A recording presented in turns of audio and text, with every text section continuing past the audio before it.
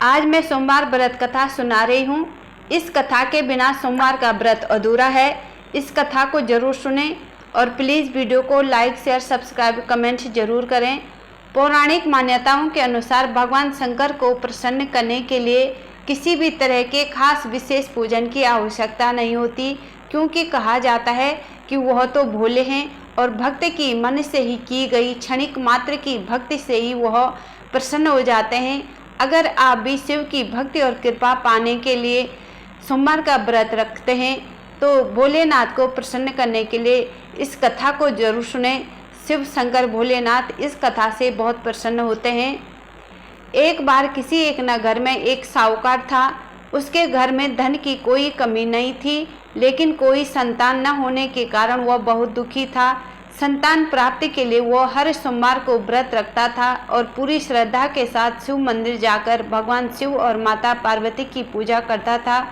उसकी भक्ति देखकर एक दिन मां पार्वती प्रसन्न होकर भगवान शिव से साहूकार की मनोकामना पूर्ण करने का निवेदन किया। पार्वती जी के आग्रह पर भगवान शिव ने कहा कि हे पार्वती, इस संसार में हर प्राणी को उसके कर्मों का फल मिलता है और उसके भाग्य में जो हो उसे भोगना ही पड़ता है। लेकिन पार्वती जी ने साहूकार की भक्ति देखकर उसकी मनोकामना पूर्ण करने की इच्छा व्यक्त की।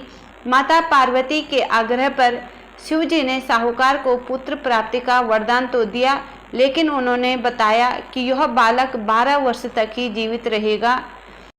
माता पार्वती और भगवान शिव की बातचीत को साहूकार सुन रहा था, इसलिए उसे न तो इस बात की खुशी थी और न दुख। वह पहले की भांति शिव जी की पूजा करता रहा। कुछ समय के बाद साहूकार की पत्नी ने एक पुत्र को जन्म दिया। जब वह बालक 11 वर्ष का हुआ तो उसे पढ़ने के लिए काशी भेज दिया गया।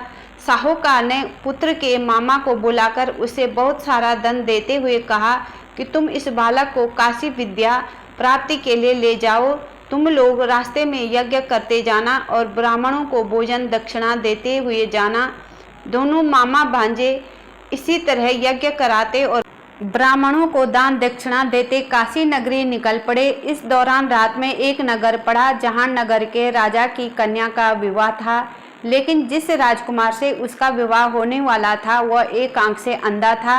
राजकुमार के पिता ने अपने पुत्र के अंधा होने की बात को छुपाने के लिए सोचा, क्यों न उसने साहूकार के पुत्र को दूल्हा बनाकर राजकुमारी से विवाह करा दिया। विवाह के बाद उसको धन देकर विदा कर दिया और राजकुमारी को अपने नगर ले जाऊंगा।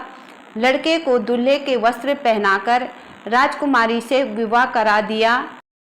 साहूकार का पुत्र ईमानदार था, उसे यह बात सही नहीं लगी, इसलिए उसने अवसर पाकर राजकुमारी के दुपट्टे पर लिखा कि तुम्हारा विवाह तो मेरे साथ हुआ है, लेकिन जिस राजकुमार के संग तुम्हें भेजा जाएगा वह एक आंख से अंधा है। मैं तो काशी पढ़ने जा रहा हूँ। जब राजकुमारी ने चुन्नी पर लिखी बातें पढ़ी तो उसने अपने माता पिता को यह बात बताई। राजा ने अपनी पुत्री को विदा नहीं किया, फिर बारात वापस चली गई। दूसरी ओर साहूकार का लड़का और उसका मामा काशी पहुँचे और वहाँ जाकर उन्होंने यज्ञ किया। जिस दिन लड़का 12 साल का हुआ उस दिन भी यज्ञ का आयोजन था। लड़के ने अपने मामा से कहा कि मेरी तबीयत कुछ ठीक नहीं है। मामा ने कहा कि तुम अंदर जाकर आराम कर लो। शिवजी के वरदानुसार कुछ ही देर में उस बालक के प्राण निकल गए। मृत भांजे को देख उसके मामा ने विलाप करना शुरू किया। संयोगवश उसी समय शिवजी और माता पार्वती उधर से जा रहे थे। पार्वती माता ने भोले जी से कहा, स्वामी, मुझे इसके रोने के स्वर सहन नहीं हो रहा है, आप इस व्यक्ति के कष्ट अवश्य दूर कर दीजिए। जब शिवजी मृत बालक के समीप गए तो वह बोले कि यह उसी साहूकार का पुत्र है जिसे मैंने 12 वर्ष की आयु का वरदान दिया था। अब इसकी आयु पूरी हो चुकी है, लेकिन मातृभाव से विभोर माता पार्वती ने कहा कि हे महादेव, आप इस बालक को और आयु देने की कृपा करें, अन्यथा इसके वियोग में इसके माता पिता भी तड़प तड़प कर मर जाएंगे। माता पार्वती की पुनः आग्रह पर भगवान शिव ने उस लड़के को जीवित होने का वरदान दिया। शिवजी की कृपा से वह लड़का जीवित हो गया। शिक्षा पूरी करके लड़का मामा के साथ अपने नगर की ओर वापस चल दिया। दोनों चलते हुए उसी नगर में पहुँचे जहाँ उसका विवाह हुआ था। उस नगर में भी उन्होंने यज्ञ का आयोजन किया। उस लड़के के ससुर ने उसे पहचान लिया और महल में ले जाकर उसकी खातिरदारी की और अपनी पुत्री को विदा किया।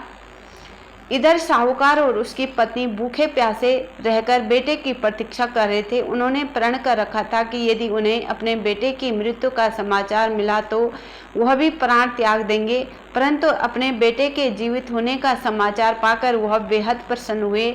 उसी रात भगवान शिव ने साहूकार के स्वप्न में आकर कहा कि हे श्रेष्ठी, मैंने तेरे सोमवार के व्रत करने और व्रत कथा सुनने से प्रसन्न होकर तेरे पुत्र को लंबी आयु प्रदान की है।